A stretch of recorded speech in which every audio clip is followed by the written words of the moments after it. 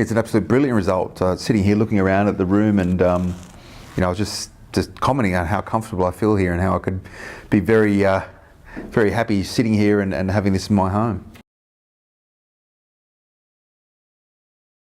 I think it's very marketable. We've had some agents through here and they've given some glowing assessments on what they think they'd be able to get for this in the current market. And look, we were budgeting around the sort of 230, 240 mark for this, and I think we've far exceeded that by at least 10 grand. So given the current market for investments in Mount Druitt and the appetite with the investors, right across Sydney, but from interstate as well, you'd probably move this pretty quickly, either to an investor, but looking at it right now and getting a feel for the sort of homeliness of it, I think a first home buyer or an owner occupier would fit in here really well.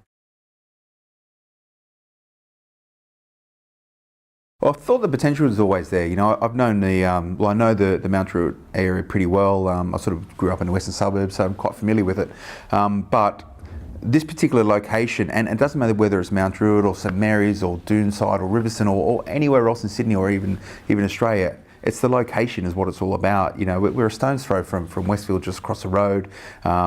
You've got every single shop that you'd ever need there. You've got all the food, you've got cafes, etc., etc. But you've also got the train station, which is another 500 metres down the road. You've got the M4 and the M7 motorways, which are literally just a stone's throw from here as well. So when you look at the actual bare bones about this investment, taking all the emotion out of it, not considering where it is or geographic location, the amenities and all the things around it stacks up. And for me, that means that you're going to have ongoing upwards pressure on rentals, and you're also going to have onwards upward pressure on the value of properties.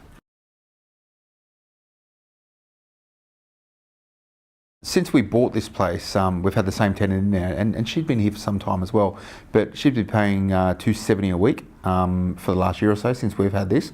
She's a great tenant. She's always paid her bills on time, never any problems, just keeps her head down, and she's great, the sort of tenant that you always look for. The challenge for us when looking to renovate this, we wanted to add value to this property, and we wanted to add value to it for a number of different reasons. One was obviously we want to increase the value of it, but we also want to increase the rental return. And there's also the intangible, but it's a nice part about being a property investor and landlord is that, actually giving our tenants somewhere nicer to live and something that she'd really value and appreciate. And knowing the tenant and knowing that how loyal she's been to us, she will look after this property, which means that should she ever want to move out at some point in time, I know that we can just give it a quick clean and we'll be able to move someone in here pretty quickly. But, buying this place for 179 grand about a year or so ago, we always wanted to add that value. And as I said beforehand, we've got, the demographic drivers of Mount Druitt and the Greater Western area are very, very positive. And also Blacktown Council's done some rezoning along this particular strip as well. So Luxford Rd now, not that I don't think anyone will start knocking down these blocks, but you can actually start developing them upwards. So they're looking for longer term population expansion within this particular area. And what that means again is that upward pressure on rents. But buying it at 179, we want to sort of add value to take it to where we thought the market would be able to sustain it. The budget we set at 15, obviously connected with the purchase price and not spending too much and overcapitalising, but because this was a complete renovation, it wasn't just, let's put a couple of new tiles on here and maybe keep the kitchens and paint them or whatever. We've actually gone, we want to do a whole new kitchen, a whole new bathroom, and you're pretty hard pressed to get away with a new kitchen and new bathroom without spending about 3 to 4 grand on each of them, even at the sort of lower end. So we knew that they're our biggest purchase prices. So, you're looking at sort of at least 7 grand across those two things. Obviously new carpet, paint, all the fixtures and fittings. $15,000 is, it's pretty good for a renovation of this calibre. I think you need to remember that over and above your materials, your labour costs are always the most expensive. So look, we've had to run this renovation on the smell of an oily rag. But because we've been able to draw on the resources of friends, family, all and sundry to actually bring them in to help us out, we've been able to meet that $15,000 budget.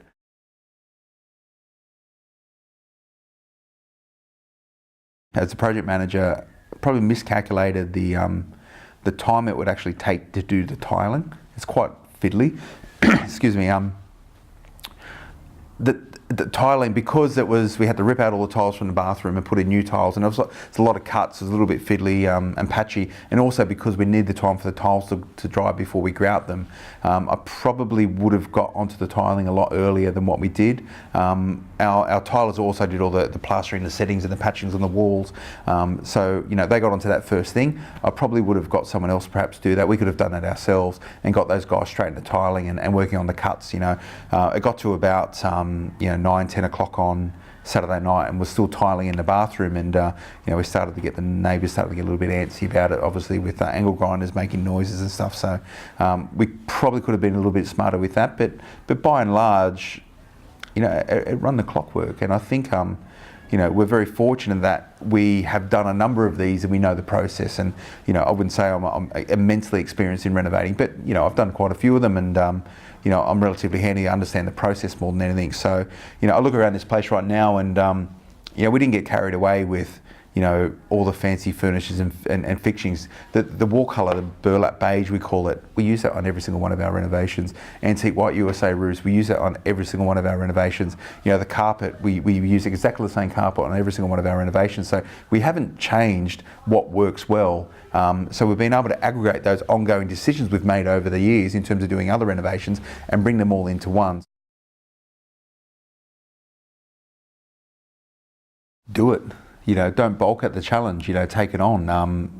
It's very satisfying renovating. To be able to sit here now and looking back 3 days ago, we walked here on a Friday morning. It's a very, very, very different product now.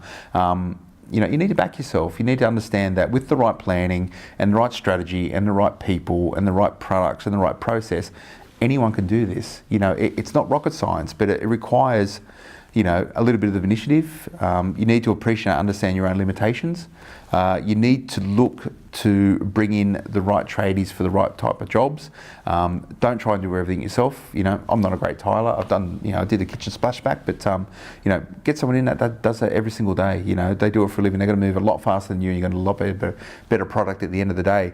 But don't be scared to make mistakes either. You can't go too wrong with this. If you wreck a wall, you can always patch it up. If you're cutting in and you hit the corners again, you can always touch up with some paint. So just get on with it and give it a go.